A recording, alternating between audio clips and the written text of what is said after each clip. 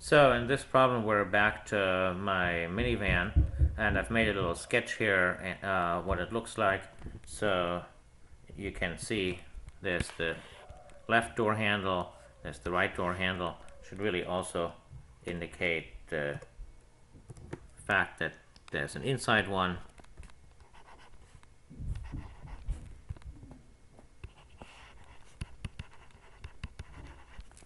Then there's over here the two push buttons. Then on the side here I have the child lock and the master lock, and over here I have the gear shift.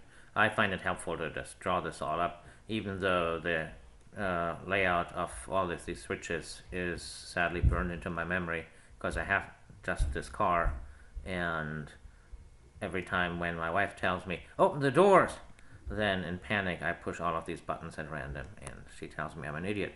So let's see now what we're supposed to do. An important thing to realize is that this assignment, even though superficially it sounds like the one that we had about 3 weeks ago, the implementation is actually quite different because the setup is different. Mercifully here, I've given you the instance variables to use, so you don't have to make that choice. You just live with those instance variables. But the crucial difference is that in the previous assignment, it was a little weird that when you called one of the mutators, when you did something, when you pushed a button or you changed the gear shift, that those methods then returned the signal, the 0 or 1 signal that was supposed to be sent to some actuator. Now here it's more normal that these are accessor methods that they're mutator methods that return void. So they mutate the state. They will change some of the variables that on the top, but they're not returning an answer. The one method that does return an answer is this accessor door is open, so it tells you after the fact what has happened.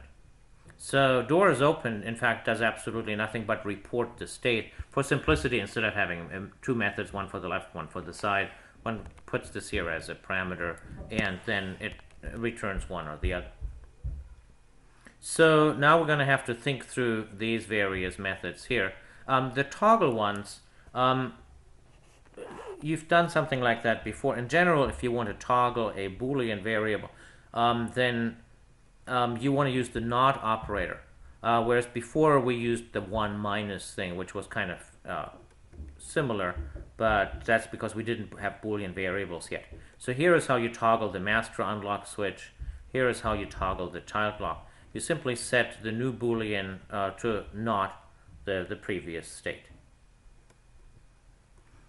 Now let's pick one of these here, whichever one we think is easier to do first. Oh yeah, and the gear lever was given to us because that's just simply putting this variable in here. So we might as well just start with pushing the dashboard button, because then we don't have the wrinkle of the inside versus outside. So what's supposed to happen when we push, say, the left dashboard button? So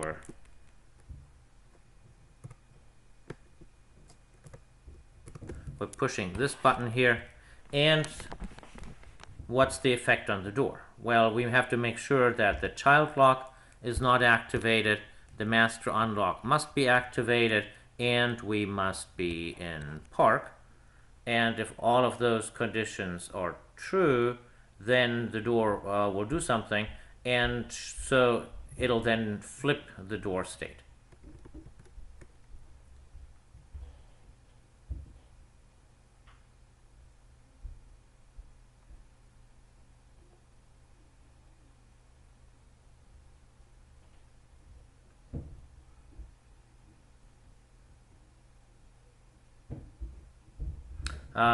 Looking at the solution, I now remember that this must have been wrong.